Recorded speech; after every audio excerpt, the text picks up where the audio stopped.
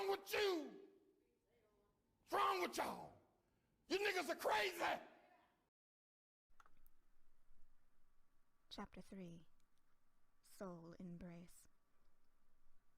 Although Siegfried Staffen had regained his sanity and learned to accept his past sins, for a period of time, Soul Edge had still held power over him, but with a cruel twist. It could only use its strength in his sleep.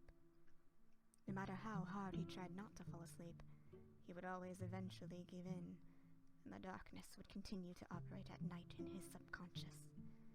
And so, for 4 years, Siegfried had awoken to behold the same scene, night after night. His Zweihander requiem bloodied, and the corpses of victims he had murdered in his sleep surrounding him. He tried to forsake civilization, going as far as he could from any inhabited area so that no person would ever be a victim of his nighttime killing sprees, but never to any avail. Since the day that Siegfried had come forth to reclaim his body as his own for the second time, and become separate from his Azure identity, he no longer awoke to find that he had slaughtered countless innocents in his sleep. However, the scenes of death and destruction that had for so long greeted him when he opened his eyes after a night of sleep had become so familiar to him that he associated the very feeling of waking up with a mixture of emotions, such as terror and regret. Which serves to explain Siegfried was considerably surprised when he awoke to see the sight of 2 large, round, naked boobs. He stared in silence at the boobs, in a mixture of shock and arousal, until he recognized them. It would have been impossible for him to have not to. He had intimately memorized every inch of these boobs last night. And so, memories of yesterday came flooding into Siegfried's mind. He considered his actions. How very unlike myself I was yesterday!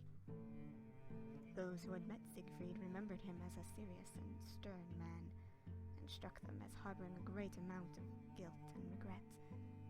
He was not the type of man whom someone could imagine staring intensely, yet bashfully, at a woman's breasts as he timidly reached for them with trembling hands. Yet yesterday, it was as if he had been an entirely different person. His awkwardness and timidness had been a result of being thrust into a situation he was unprepared for, but had enjoyed nonetheless. Siegfried tilted his head up to look at the one who was to blame for all of this. Tira was still sleeping. Siegfried found a surprising allure in admiring the features of a sleeping beauty. Creep. He gazed up at her, thinking of all the 2 of them had done last night. Eventually, a thought crossed his mind. Had it been too early for them to do what they did? After pondering the issue for a short amount of time, Siegfried reasoned that it had been all right. The relationship between he and Tira wasn't a normal run, so normal rules didn't apply. Besides, she was his slave. He was entitled to do whatever he wanted with her, a privilege he had utilized to the fullest last night. And now, Siegfried's thoughts turned to the concept of him owning a slave. He did not have any sadistic desire to own or dominate another individual, although he had certainly enjoyed it last night. And those 2 things are completely contradictory, but we'll ignore that for now. Siegfried had already decided that Tira's company could be extremely useful to him in his quest to seal Soul Edge away forever, because of her poontang, and the events of last night only strengthened Siegfried's resolve to keep her. As long as he treated his slave as an equal to himself, and she was the same as a traveling companion, and he need not feel any guilt. That's not how that works.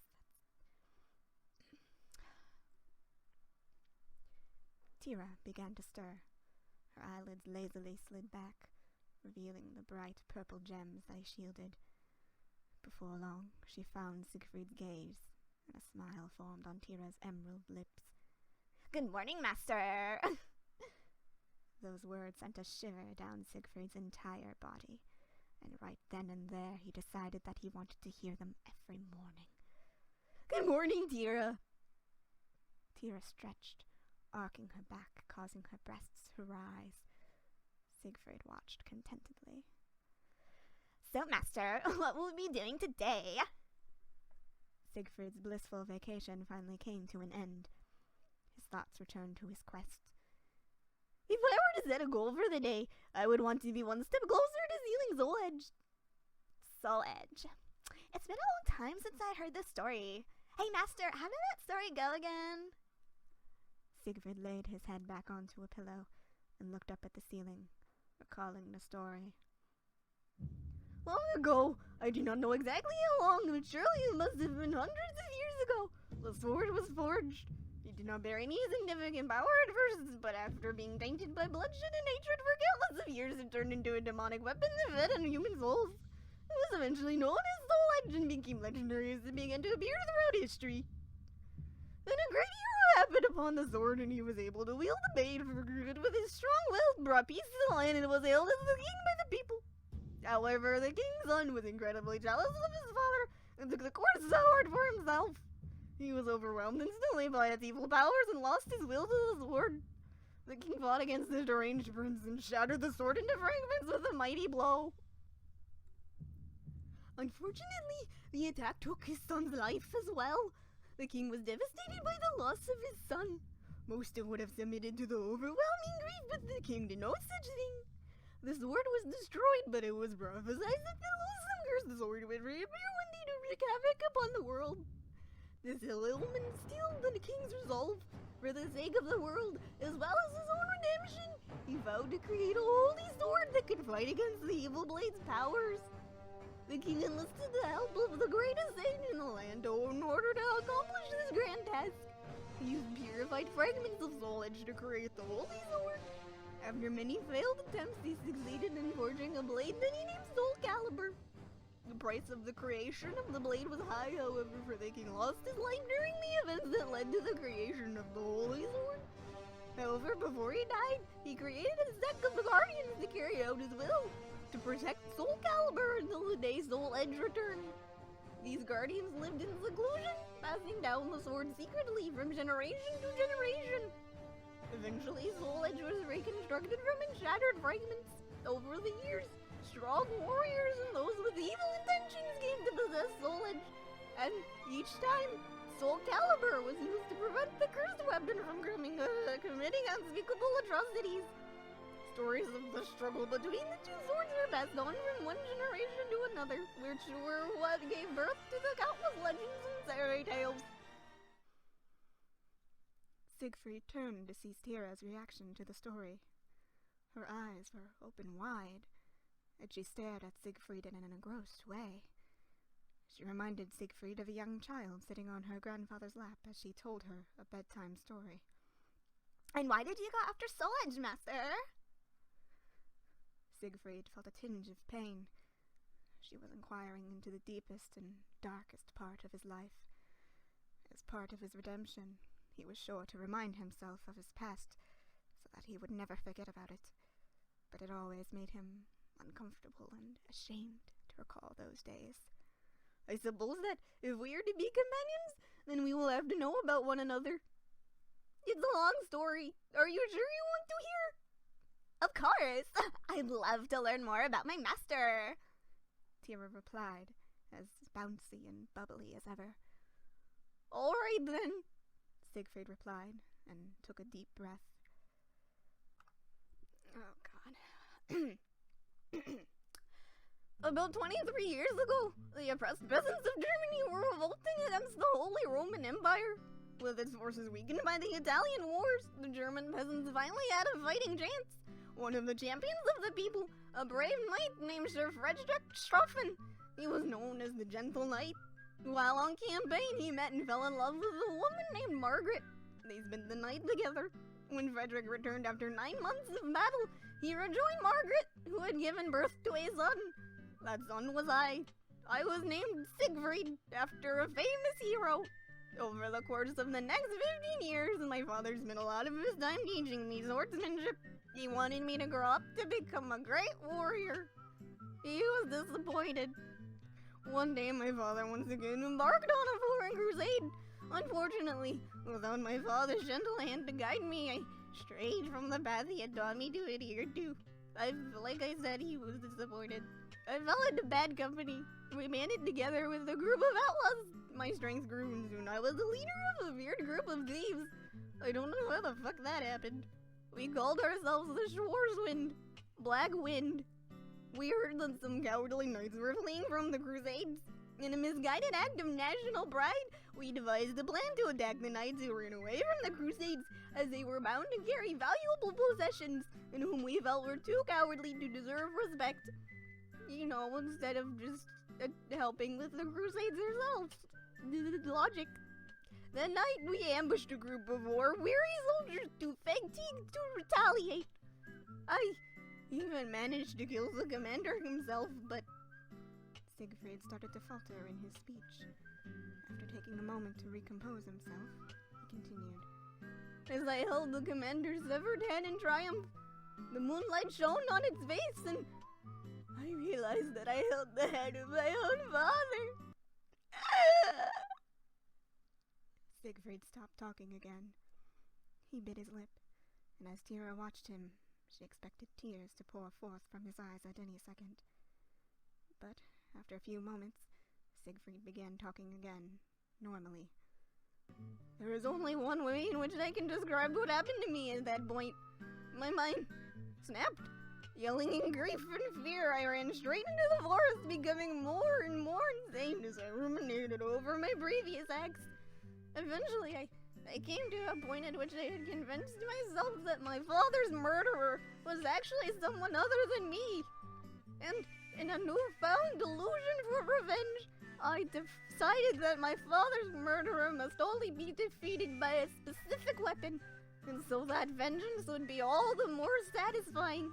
And that weapon was Soul Edge. Wow, Tira whispered. She could see from the expression etched in Siegfried's face that it caused him a great deal of pain to recall these events, but her curiosity was building with every moment. Eventually, it got the better of her. What happened then? First, I traveled to here, Ostreisenberg Castle. It was then the refuge of the noble Sir Stefan. It was quite well known in the region that he carried a legendary sword. I believed it to be Soul Edge. I joined his forces, rising in rank with the hopes of eventually stealing the blade. During a siege on the castle, I saw an opportunity to take Sir Stefan's prized possession, the sword Grimblade, and killed him. I ran off with it into the black woods nearby the castle, but only to find that the sword held no power. Frustrated, I continued to search for weeks for Soul Edge, growing increasingly more insane and hungry for its power as time passed. Following clues, I finally determined the true wielder of Soul Edge, the dreaded pirate Cervantes de Leon, who had wreaked havoc among the Spanish seas with the cursed blade. Okay, I've only played one Soul Calibur. I think that was 2, the one with Link in it, so I'm not, like, savvy, but if this is, like, canon, which I'm assuming it is, and he's not just, I mean, it makes too much sense for it to be, you know, just even pulling bullshit out of his ass, but if it's canon, why is he retelling it here? Like, who is searching for Soul Calibur Fix and wouldn't know the history of Soul Calibur and Soul Edge and, you know, Siegfried? Why not just say, I don't know, end the chapter with Tira asking, and I don't know. I'm just gonna. Can you continue? Why did I choose this voice? Oh god. What was I? Okay. I traveled to the Spanish port that he had used as a base. A search turned up nothing until I decided to search his ship, the Adrian, which was still anchored there. As I climbed aboard it, I found only what appeared to be the corpse of a pirate captain, gripping Soul Edge. Soul Edge had been partially destroyed, but the remains of the evil blade had not lost all of its powers. The cursed blade had been waiting for a moment like this. The corpse lit up in a hellish blaze of fire and attacked me. However, the evil sword was no match for my madness, and Cervantes was once again defeated. Soul Edge fell into a crazed, unstable state as its lost its host. Mesmerized by the powers of the blazing hellfire, I reached for the blade. An incredibly foolish act, because everything leading up to that point was a well-thought-out plan. At the precise moment that I grasped the hilt of the sword, the history of massacre within Soul Edge traveled into me. All of the anger, the sadness, the agony, the horror. It devoured me. It consumed me completely. My mind and body were too immature to contain it. An evil energy began to flow out of me. The energy pierced the heavens as a column of white light and spread through the world. That was the phenomenon came to be known as the evil seed. Tira's body tensed up at the mention of the evil seed. Siegfried had not expected this reaction from her, but continued speaking. After the sword merged with me like a parasite, it began to use me for its own purpose. It made me obsessed with a new quest to bring my father back to life with the power of Soul Edge and to avenge his murder. I thought that if only I could devour enough souls, my father would be resurrected. This was a delusion that Soul Edge planted in my mind to make me harvest souls for it. When my self-induced brainwashing had worn off, and I finally remembered that it was I who had actually killed my own father, it was too late. The sword had totally enslaved me with its power. I became but a puppet. I wielded the sword no longer. The sword now wielded me. And that is when I became the Azure Knight. Nightmare. Over the course of 3 years, I formed a partnership with 3 other individuals. No, we were not necessarily partners, just a loose collections of beings with overlapping interests. We possessed different motives, although we all cooperated with one another for various reasons. Each of them aided me in Soul Edge's quest to devour souls for her rejuvenation ceremony to be performed in my chosen stronghold, Ostreisenberg Castle. I did succeed in resurrecting my father, but I came to the realization that this resurrection was merely an illusion of my own weakened soul. Eventually, I was defeated by someone who had arrived to destroy Soul Edge. As my wounded body lay on the ground, I began to become the dominant force in my own mind again. I regained my sanity, becoming my former self. I spent a great deal of time meditating on all that I had seen and done, and eventually decided to accept responsibility for my sins. I decided to return to my mother, who had no knowledge of anything that occurred during or after that fateful night 3 years ago. As my hand rose to knock on her door, I heard words of prayer in the voice of my mother from within the house. She was praying that my soul may see peace. It was then that I realized that I was unworthy to see my mother, and that I could not return until I had settled everything. I left the town of my childhood with a refreshed will. What a douche. At least tell your mother you're alive. Jesus. However, every time I awoke from a night's rest, I found myself surrounded by corpses. Soul Edge still had power over me. It took over my body while I was asleep and caused me to murder nearby people. I gradually fell under the influence of the sword once again and slowly transformed back into a being worthy of the name Nightmare. As Nightmare, I desperately pursued fragments of Soul Edge that I might fully restore it. As I plundered powerful souls and recovered shattered fragments of the sword, the cracks in the Soul Edge's surface healed, one by one.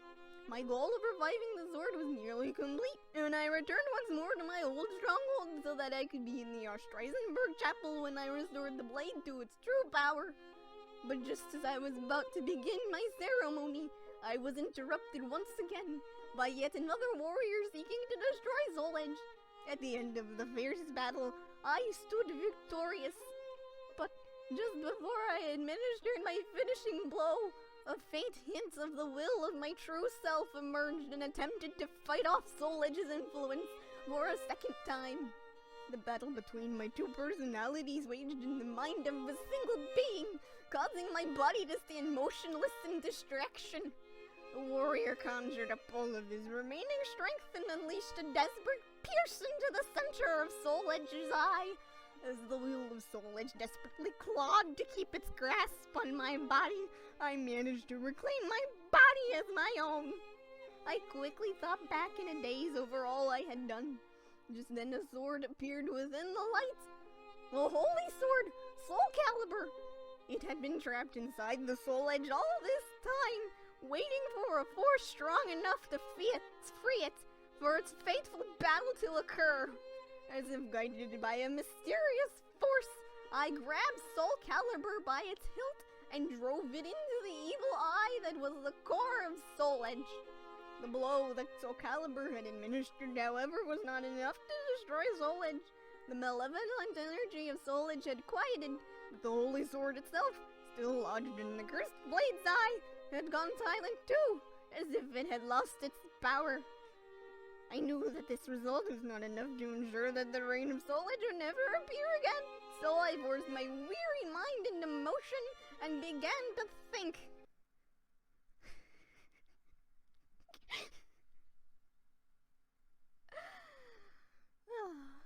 First, I threw off the detestable Azure armor and smashed it to pieces, vowing to truly atone for my sins once and for all. Then taking both Soul Edge and Soul Calibur in hand, I left Ostreisenberg Chapel. What happened to the other warrior? Did he died? I guess he just fucked off. I don't. That was a relatively short time ago. Since then, I have merely been traveling the land seeking information until I was led here. Tira seemed to be absolutely amazed by all that she had heard. So you have, like, Soul Edge and Soul Calibur with you? Siegfried nodded. He pointed a finger to the other side of the room, where a large satchel lay, bulging with its contents. Tira's purple eyes grew wide. Can I see it? Siegfried smirked slightly. You may! And then he pulled down his pants. Ha ha ha ha ha. Penis joke. The two of them rose from bed and crossed the room. Tira stood before the satchel, seemingly too scared to look inside of it. Siegfried untied the knot that kept the bag closed and pulled the bag down, revealing what it covered. Tira beheld its contents. The satchel did indeed hold Soul Edge and Soul Calibur. The two of them were lodged within one another, Soul Calibur driven straight through the bizarre eye in the center of Soul Edge. The portion that was Soul Edge was meaty and fleshy, red, orange, and yellow in color, with a blade on one side of it and tentacle-like growths on the other side. The tentacles spiraled and twisted around the blade and hilt of Soul Calibur. Soul Calibur looked more like a conventional sword, but was with its own form of bizarre appearance. The blade was decorated of symbols, and the portion between the blade and the handle was an orb that faintly glowed a dull blue, surrounded by rocky and ice-like stones with spiky and fin-like obtrusions. It almost appears as if the two of them are frozen in some sort of twisted embrace, does it not? The soul embrace. I felt compelled to call it by this dumb name. Interested by Siegfried's analogy, Tira leaned forward to get a better look at it. The eyeball rolled down to stare her in the eyes, and blinked. Tira yelped and leapt back. When she looked at the sword again, the eye was in the same position it was in before. Siegfried put his hand on her shoulder. Tira, what's wrong? What's wrong? The eyeball blinked at me! Siegfried wrinkled his brow. That's kind of what eyeballs do, you dumb bitch. I didn't see anything like that, but I believe you. This cursed blade, nothing good can come of it. He quickly pulled the bag back over Soul Edge, and then tied the knot. When he turned back to face Tira, she was staring at him in amazement. Master! You're such an amazing person. All you've been through, it's more than happens in 10 normal lifetimes. Siegfried chuckled a little. Then he realized that this was an opportunity to ask something that had been on his mind. And what about you, Tira? What's your life like? I'd like to learn about you. Tira seemed flattered that he wished to know about her. She bit her lip, looked up at the ceiling in thought, and then sat on the bed. My earliest memories are of, killing. Killing? Yeah, I don't know who my parents are. I was raised from birth to be an assassin. I don't know how that came to be. It's just been my life for as far back as I can remember. Siegfried felt a mixture of intrigue and sympathy. Please, go on! The people who raised me were from an underground organization that went by the name of Bird of Passage. We operated from the shadows, affiliated with no single side, keeping our existence secret, and influencing the history of Europe from behind the scenes. My days were spent, either killing or working to improve my skills. Or fucking. Were you happy with this life? I wasn't. I acted cheerful and pretended to enjoy my job, but I wasn't happy, and I didn't enjoy my job. Or my life, now that I think about it. I didn't even know the true feelings that lay buried deep within my heart. I still don't, so I just kept on pretending, fooling myself every day, just to steal myself from the truth. Hey, that's another way we're similar, isn't it? Anyway, the turning point came when the evil seed rained down. I forget exactly where I was, but I was in the middle of a mission, and the evil energy burnt the mind of my leader. The chain of command quickly collapsed. I was suddenly set free from the underground world and thrust into a completely different world I knew nothing about. For a while, I was taken in by a family. It was an ordinary family, I suppose, in an ordinary city with ordinary people. I thought to myself that this life might be okay too, but nah. I remember being so happy with myself, but the child burst into tears and the parents scolded me. I remember being overcome with rage and feeling like they had committed a horrible sin by scolding me for what I'd done, and the next thing I remember after that is looking down at my hands, seeing them dripping with blood, and then looking around the room to see the family laying dead around me. That was when I realized that I was different from other people in a very fundamental way. You know, I'm not like the other girls, and I can never really live peacefully among them. I began a life of aimless wandering. I grew more and more confused, but instead of trying to solve my problems, I just ignored them. Things just got worse and worse. That was what I heard about you, Master. And, well, you know the rest from there. Siegfried sat with his elbow on his knee and his chin in his palm as he listened to Tira's story. When she was done, it seemed as if the final piece of a puzzle had fallen into place. I finally understand why she is so desperate for a master. Well, that makes, one of us. Thunk! What was that? Siegfried raised a finger to his lips. Shh! I think that someone else has entered the inn. Quickly, put your clothes on, he whispered. Wait, they've been standing naked this entire time?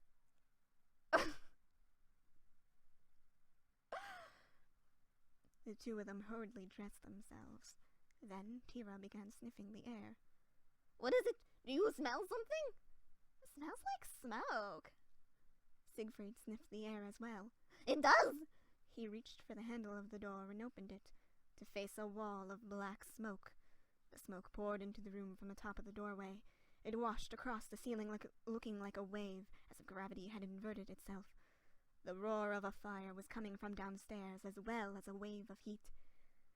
But why would someone set this inn on fire? Master? Tira turned to Siegfried, who seemed to be lost in thought. Please don't let it be. Nightmare! A voice suddenly crowed out from downstairs. Nightmare! I know you're up there. I've come to take my revenge. No! Siegfried gritted his teeth, shut his eyes tight, and hung his head. Master?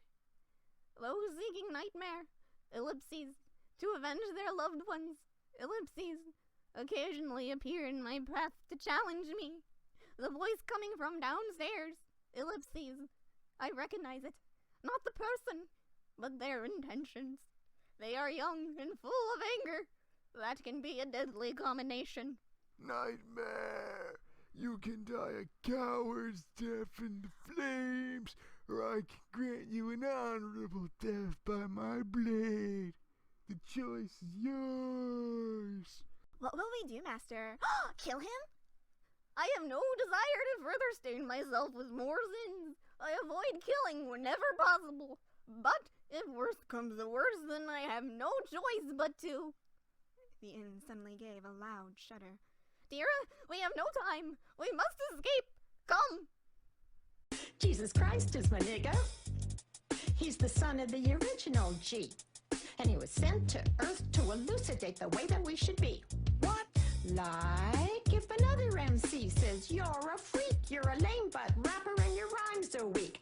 I don't get mad and I don't critique. I forgive him and turn the other cheek. I don't blaspheme and I don't brag. I don't cuss and my pants don't sag. I do exude a little Christian swag and I'm proud to be an American. Jesus Christ is a nigga. Let his light shine through ya. Let his love pop a cap in your butt and say hello.